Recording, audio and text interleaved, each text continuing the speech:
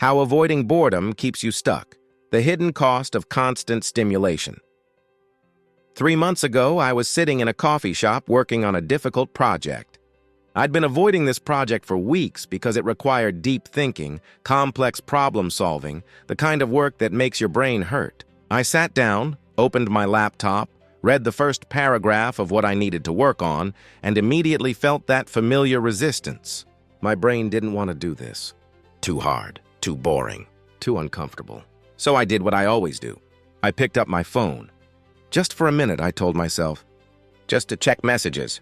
30 minutes later, I was still scrolling. Instagram, Twitter, email, back to Instagram. The project sat untouched. I felt guilty but couldn't seem to stop myself. This happened every single day for 3 weeks. I'd sit down to work, feel the discomfort of difficult thinking, grab my phone for relief, and waste hours. The project deadline was approaching. I was getting desperate. Finally, out of sheer panic, I left my phone at home and went to the library with just my laptop and a notebook. No escape route. No easy stimulation to run to when things got hard. The first 20 minutes were torture. My brain was screaming at me. This is boring. This is hard. I need a break. I need to check something. I need stimulation. But there was nothing to check. No phone to grab. So I sat there, uncomfortable, and eventually my brain gave up the tantrum and started actually working. 4 hours later, I'd made more progress than I had in the previous 3 weeks combined. That's when I realized something that changed everything. My phone wasn't helping me take breaks. It was preventing me from ever doing real work. Every time I felt the discomfort of deep thinking, I was training my brain that discomfort equals time to seek stimulation. I was conditioning myself to avoid difficulty. And because anything meaningful in life is difficult, I was effectively training myself to avoid everything that mattered. Here's what nobody tells you about constant stimulation. It's not just a waste of time. It's not just distraction.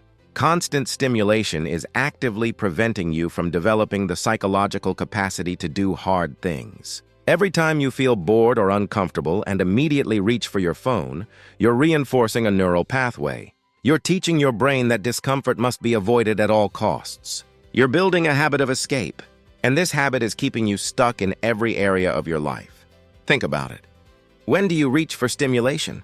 When you're bored, yes, but also when you're anxious, when you're facing a difficult decision, when you need to have a hard conversation, when you should be working on something challenging, when you're feeling lonely or uncertain or afraid, any uncomfortable emotion, any difficult task, any moment of uncertainty triggers the same response. Grab the phone, open social media, find a video, get stimulation.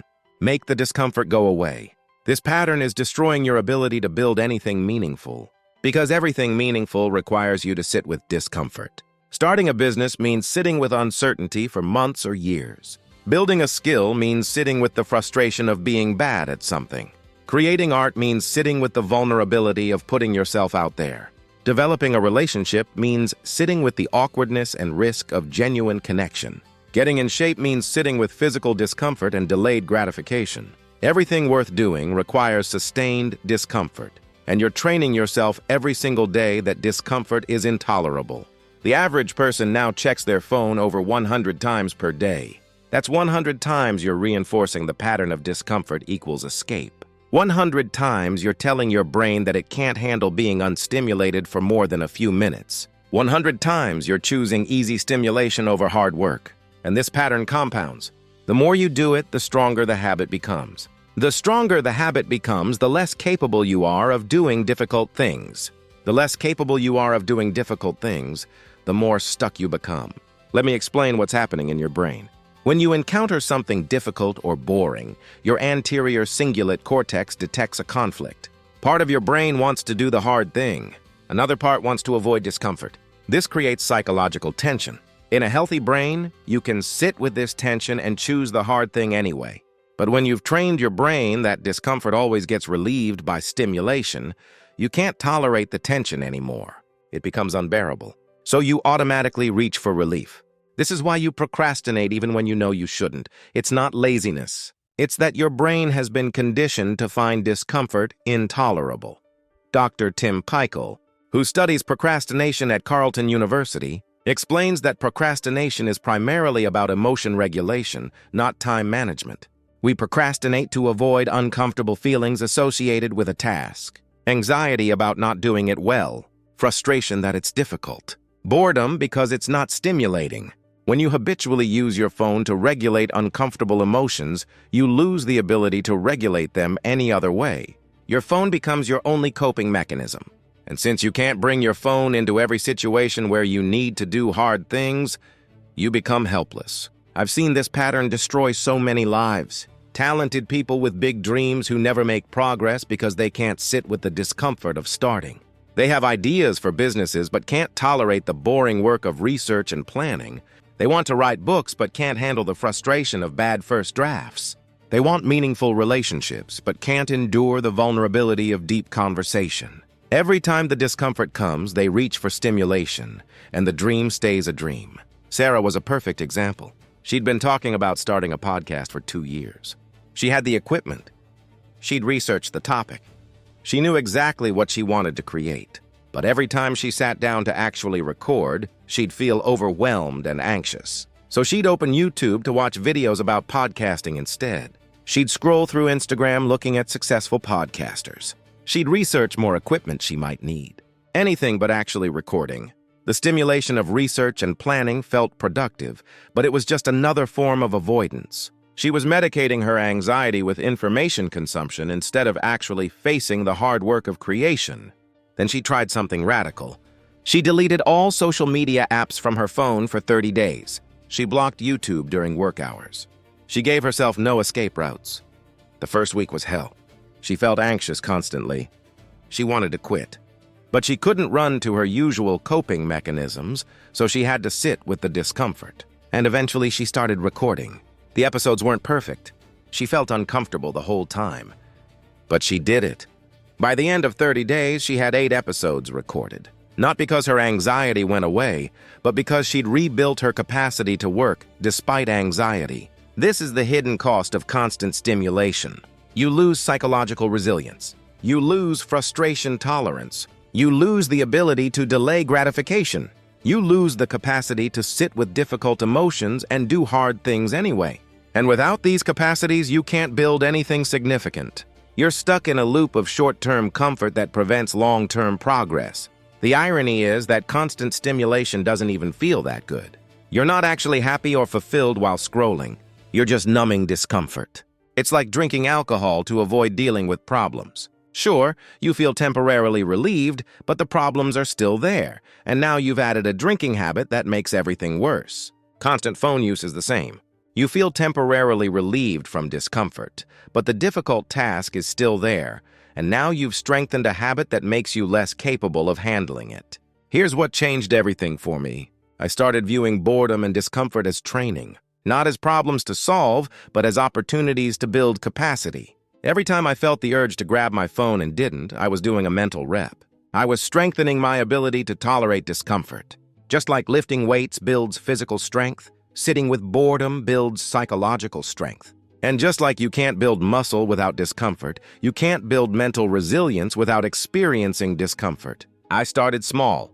5 minutes of sitting with boredom, no phone, no stimulation, just sitting with whatever thoughts and feelings arose. It was harder than it sounds. My mind raced. I felt anxious. I wanted to grab something, check something, do something. But I sat there. After 5 minutes, I'd do whatever I needed to do. The next week, I increased to 10 minutes, then 15. I did this every single day. Not because sitting still is inherently valuable, but because I was training my nervous system that discomfort is survivable. I was expanding my window of tolerance. The results were dramatic. After 3 weeks, I noticed I could focus on difficult work for much longer periods. Things that used to feel impossibly boring now just felt moderately challenging. I could start tasks I'd been avoiding for months because the emotional resistance had weakened. I wasn't smarter or more disciplined. I'd just rebuilt my capacity to work despite discomfort. Marcus, a client I worked with, had a similar experience. He was a lawyer who couldn't focus on case research for more than 20 minutes. He'd read 2 pages and need to check his phone. His work was suffering. His anxiety was through the roof. He tried every productivity hack. Nothing worked. Then he started what we called discomfort training. Every morning, 30 minutes of sitting with no stimulation. No phone, no book, no music. Just sitting. He hated it. called it the worst part of his day. But after 6 weeks, his focus had completely transformed. He could read case law for 3 hours straight, not because it became less boring, but because he could tolerate boredom. This capacity to tolerate discomfort is the foundation of every significant achievement. Athletes call it embracing the suck. Entrepreneurs call it doing hard things. Psychologists call it distress tolerance. Whatever you call it, it's the ability to keep working when your brain is screaming at you to stop. And constant stimulation destroys this ability. Think about the most successful people you know. They're not necessarily smarter or more talented. They're capable of sustained discomfort. They can work on boring tasks for hours. They can have difficult conversations they'd rather avoid. They can delay gratification for years to build something meaningful. They can sit with uncertainty without needing constant reassurance. This isn't because they're special. It's because they haven't trained their brains that discomfort requires immediate relief. Your phone is training you for the opposite. Every time you grab it when things get uncomfortable, you're training for weakness. You're training to avoid challenges. You're training to stay stuck. And the worst part is you don't even realize you're doing it. It feels like you're just taking a break, just checking something quickly, just relaxing for a minute. But you're actually running sophisticated avoidance behavior that's preventing you from ever building anything that requires sustained effort. Let me tell you what happens when you stop avoiding boredom. First, you feel worse before you feel better. The first week of not constantly stimulating yourself is genuinely uncomfortable. You'll feel anxious, restless, irritable. Your brain will scream for stimulation. This is normal. This is your nervous system adjusting. Push through it. By week 2, something shifts. You start noticing your thoughts more clearly. You start having ideas again. Your mind starts working on problems in the background instead of just consuming content in the foreground. By week 3, you notice you can focus better. Tasks that seemed impossibly boring now just seem challenging but doable. You can read for longer. You can work on difficult projects without constantly breaking for stimulation. By week 4, you realize you've been operating at a fraction of your capacity. You had abilities you'd forgotten about because you'd trained them out of yourself. Focus, persistence, creativity, frustration, tolerance.